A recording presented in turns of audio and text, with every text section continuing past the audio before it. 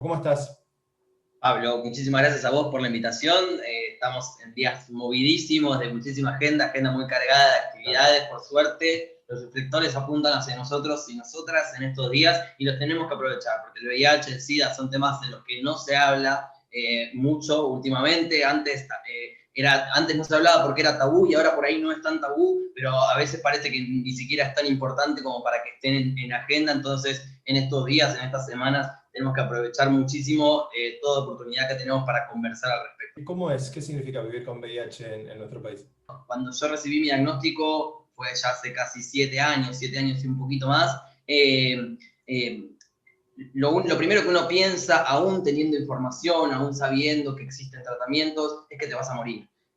Porque no importa cuánta información tengas o cuánto te hayan dicho o lo que sea, uno lee ese positivo en ese papel y piensa que se va a morir y que se va a morir pronto. Claro. Y esto creo que tiene que ver con la falta de información en general. Y esto sucede ahora con la multiinformación que tenemos a través de las redes sociales, internet y un montón de cosas, y también sucedía antes, ¿no? Entonces, en ese sentido, creo que vivir con VIH, o por lo menos enterarte que vivís con VIH, recibir un diagnóstico de VIH, tiene un momento, un kilómetro cero, digamos, por decirlo de alguna manera, que es un antes y un después en tu vida. Después, creo que uno va aprendiendo durante el camino, y yo siempre digo, me gusta decir que uno nunca deja de aprender a vivir con VIH, porque son una sucesión de momentos y de situaciones que te van sucediendo, que siempre o muchas veces o en general vienen cargadas de cierto grado de estigma y discriminación, ¿no? A veces sutil, a veces imperceptible y a veces realmente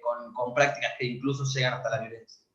Un 20% de personas, 17 en realidad, de personas que desconocen su estado serológico, pero más, por ahí lo que es un poquito más grave es que 1 de cada 3 personas que se diagnostican lo hacen de manera tardía, es decir, que ya reciben su diagnóstico con alguna infección marcadora, alguna enfermedad de la cual se aprovechó del sistema inmunológico debilitado. Por lo tanto, es muy importante seguir difundiendo la necesidad de hacer el test, seguir dando la información de que cualquier persona sexualmente activa tiene la posibilidad de adquirir el virus, que las poblaciones que mayores diagnósticos tienen son mujeres mayores de 40 años y varones entre los 15 y los 29 años, ¿no? Hay como distintas poblaciones que adquieren la infección, que muchas veces no se sienten en riesgo, no se sienten en mayor riesgo de adquirir la infección por VIH. Sin embargo, los datos de los últimos años nos dicen que las nuevas infecciones no disminuyen y las muertes relacionadas al SIDA disminuyen de manera muy lenta, muy al contrario de lo que está pasando tal vez en otros lugares del mundo que tienen el mismo acceso a tratamiento que nosotros acá en Argentina. Sin embargo, acá las cifras están amesetadas, las nuevas infecciones continúan creciendo, y esto habla por ahí un poco del fracaso de la política preventiva de los últimos años, los últimos 10 años en Argentina, que por ahí sí existe el acceso al preservativo gratuito, pero siempre en el centro de salud, en el hospital, ¿no? Como siempre la misma tecnología del preservativo, del dispenser, del sobrecito, el logo del gobierno. Creo que ahí hay que cambiar algunas cosas, hay un montón de cosas para hacer nuevas en relación a la prevención del VIH, hay una estrategia de prevención combinada que está aprobada por la OPS, por la OMS, hace muchísimos años, que involucra otras herramientas para prevenir el VIH, la educación sexual integral, por supuesto, el autotest de VIH, es decir, la posibilidad de que una persona pueda hacerse un test en su propia casa. Son cosas que en Argentina todavía no las vemos y que existe la posibilidad de prevenir de esa manera. Lo mismo sucede con el tratamiento como prevención. Hay un montón de maneras, o por lo menos 3 formas de prevenir la infección por VIH a partir del tratamiento. Una es con lo que se llama indetectable igual a intransmisible. Esto significa que una persona con VIH que hace su tratamiento y mantiene su carga viral indetectable, es decir, que el tratamiento es efectivo y la carga viral se mantiene dormida, no transmite el virus por vía sexual. Esto es una información que no suele difundirse mucho y es muy importante para la prevención del VIH. La segunda es la PEP, que es profilaxis post-exposición, por sus siglas en inglés, que implica que ante una situación de riesgo, si una persona está con una persona desconocida o tiene un accidente, o tal vez en un caso de abuso sexual también, puede tomar un tratamiento durante 28 días que va a impedir que la infección ingrese a su cuerpo. Y la tercera pata del tratamiento como prevención es la PrEP, que tiene una R más, que es la profilaxis preexposición. Y esto es un tratamiento que se toma todos los días que permite evitar adquirir la infección por el VIH. La PEP, que es la profilaxis post, sería como la pastilla del día después, Claro. y la PrEP sería como las pastillas anticonceptivas, ¿no? Son medicamentos que ayudan también a la prevención del VIH. El 98% decía se transmite por el no uso de preservativo. Que decía, Sí, lo más en importante realidad es la prevención, ¿no? En realidad se transmite por relaciones sexuales desprotegidas. Claro. En realidad podemos decir que más del 98% se transmite por relaciones sexuales. No siempre es por el uso del preservativo, por el no uso del preservativo, porque como te decía, hay personas que tenemos VIH, que tenemos la carga viral indetectable, que tenemos la posibilidad de tener una relación sexual sin preservativo, sin transmitir el VIH. Entonces, en general, ese número, si bien es cierto que se da, el 98% se da por las relaciones sexuales desprotegidas, el desprotegido no siempre significa no usar preservativo, sino muchas veces sucede porque aquellas personas que transmiten ese virus no conocen su estado serológico porque nunca se hicieron un test o porque no quieren hacerse un test o porque les da miedo hacerse un test, y de esa manera sí se puede transmitir el virus porque al no estar en tratamiento es mayor en la capacidad transmisible. Entonces, en ese sentido, es importante mencionar que el preservativo es el método más eficaz para prevenir todas las infecciones de transmisión sexual, no solamente el VIH, sino otras ITS, la sífilis tiene números que están por las nubes, la hepatitis B y C también, la gonorrea, la clamidia, hay muchísimas infecciones de transmisión sexual que también se previenen con preservativo. Sin embargo, también existen, ningún método es infalible, ¿no? Existe también la posibilidad de adquirir esta u otra infección de transmisión sexual, incluso aún con el uso de preservativo. Es importante decir que es el método más eficaz, que tiene una eficacia de más del 98% también, y esto está científicamente comprobado que el preservativo funciona. Pero el preservativo es una herramienta más de este paquete de herramientas de la prevención combinada que venimos diciendo, y creo que lo que le falta a la política pública es empezar a pensar en cada una de estas estrategias, cada una de estas herramientas se puede usar mejor en determinadas porciones de la población. Claro. ¿Cómo está el acceso a los medicamentos? Recuerdo no hace mucho tiempo atrás se había complicado y bastante. Un tratamiento que es constante y no se puede interrumpir, ¿no?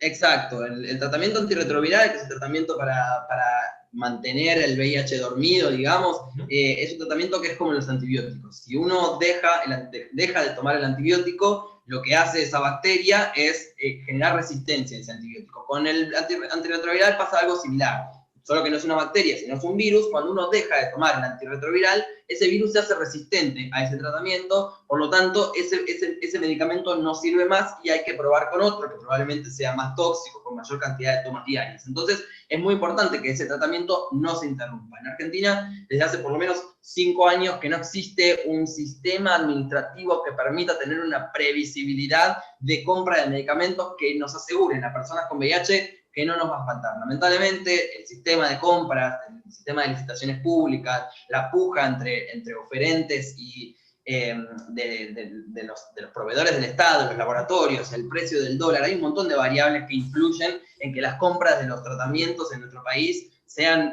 volátiles, ¿no? A veces un laboratorio presenta su oferta en una licitación pública, subió el dólar, pero la oferta ya la presentó, entonces baja la oferta y ahí hay un problema, una negociación entre que el Estado necesita comprar esa medicación y el oferente no va a presentar esa oferta, o sea, es decir, prefiere pagar una multa por retirar la oferta que perder todo el dinero que significa vender un medicamento a un precio que ya no es así por la cuestión del dólar. Y esto no solamente pasa con oferentes internacionales, también pasa con laboratorios nacionales.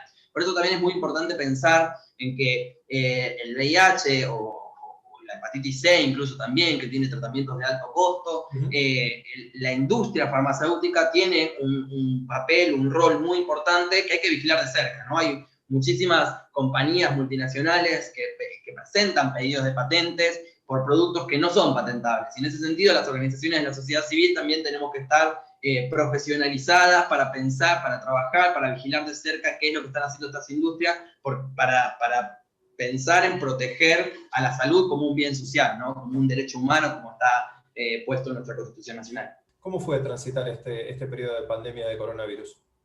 Hubo varios casos mortales, lamentablemente, sí. Ahí primero creo que transitamos un periodo de distintas informaciones, ¿no? Al principio nadie sabía nada del coronavirus, del COVID-19, entonces la personas con VIH tampoco sabíamos nada, al igual que el resto del mundo, y no había evidencia que nos dijera si éramos grupo en riesgo, teníamos mayor riesgo, qué teníamos que hacer, si nos teníamos que quedar más en casa, si teníamos que pedir licencia. Al principio fue como muy compleja la parte de la información. Después, con el aislamiento social obligatorio para todas las personas, se solucionó un poco eso, porque todos y todas estábamos en casa y todos y todas teníamos que cuidarnos de la misma manera. De a poquito fue apareciendo evidencia diciendo que en tanto y en cuanto tuviéramos el sistema inmunológico fuerte, estando en tratamiento y con un nivel de defensas más o menos alto, porque ni siquiera tenía que estar bien alto, no estábamos en mayor riesgo de adquirir un tipo grave de la enfermedad por coronavirus. Sí, tenemos el mismo riesgo que todas las personas de adquirir la COVID-19 por transitar, por no usar tapabocas y todas las medidas que ya sabemos de prevención. Después hubo un segundo momento de poder dar continuidad a nuestro tratamiento, ¿no? Hacer el seguimiento de nuestra salud. ¿Cuáles eran los lugares donde ninguna persona quería transitar, pisar, tocar? Un hospital público o una clínica o un centro de salud. Entonces ahí hubo que rebuscárselas un poco para lograr el seguimiento, los estudios de seguimiento, los análisis de sangre para saber cómo estaba nuestro cuerpo y también acceder al tratamiento. Desde la Asociación Ciclo Positivo hicimos un acuerdo con el Ministerio de Salud, tanto de la ciudad como de la nación, para poder repartir la medicación antirretroviral a domicilio a más de 200 personas en Ciudad de Buenos Aires y conurbano. Sabemos que en Argentina hay por lo menos un 35% de las personas que están en tratamiento que no logran que ese tratamiento sea efectivo por diversas razones. Entonces, pensar que tal vez con esto que aprendimos en la pandemia, que tenemos la posibilidad de, con organización y por supuesto con políticas públicas y recursos, poder acercar la medicación a personas que por alguna razón no la pueden ir a buscar, puede llegar a cortar esa brecha, esa desigualdad entre quienes podemos tener una buena calidad de vida porque podemos acceder a nuestro tratamiento, porque podemos acceder a un trabajo y por ende a un plato de comida, y aquellas personas que no, que tal vez en su trabajo no pueden salir a buscar la medicación porque tienen un trabajo no registrado y en su trabajo no lo saben, y si saben que tienen VIH, tal vez peligre ese puesto. Hay muchísimas variables que hacen a que mi tratamiento sea efectivo. No es solamente tomar una pastilla por día, porque hay una cuestión social transversal a lo que significa vivir con VIH.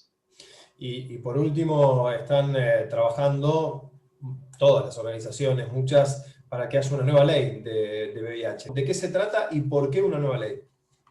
Cajoneada y muy trabajada, creo que son los dos adjetivos que le corresponden a este proyecto de nueva ley de VIH, hepatitis, tuberculosis e infecciones de transmisión sexual. Se presentó por primera vez en el año 2016, tuvo dictamen favorable en 2017 de la Comisión de Salud, pero lamentablemente en el cajón de Daniel Lipovetsky, presidente de la Comisión de Legislación General, y en el cajón de Laspina, presidente de la Comisión de Presupuesto de la gestión anterior, quedó dormidita 2017-2018.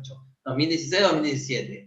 En 2018 se volvió a presentar a partir de la firma de la diputada Raberta y del diputado Arroyo, en ese entonces soy integrantes del gobierno, firmantes de este proyecto de ley. Sí. Se volvió a presentar este proyecto de ley y lo mismo, esta vez ni siquiera pasó por el filtro de la Comisión de Salud, volvió a perder estado parlamentario el año pasado. Este año reformulamos el texto con las organizaciones, con más de 40 organizaciones de todo el país, y en ese sentido esta nueva ley, mucho más amplia, que piensa en la salud como un derecho humano, ¿no? Que piensa en los determinantes sociales de la salud, que piensa en las políticas de género, que piensa en los niños y en las niñas que nacen con VIH, ¿no? Que sabemos que si bien la transmisión vertical se redujo muchísimo en los últimos años, todavía hoy siguen naciendo 5 de cada 100 mamás positivas, 5 nacen con VIH, y esto se sabe que se podría evitar al 100% porque los tratamientos actuales pueden impedirlo completamente. Entonces, incluso con las nuevas cifras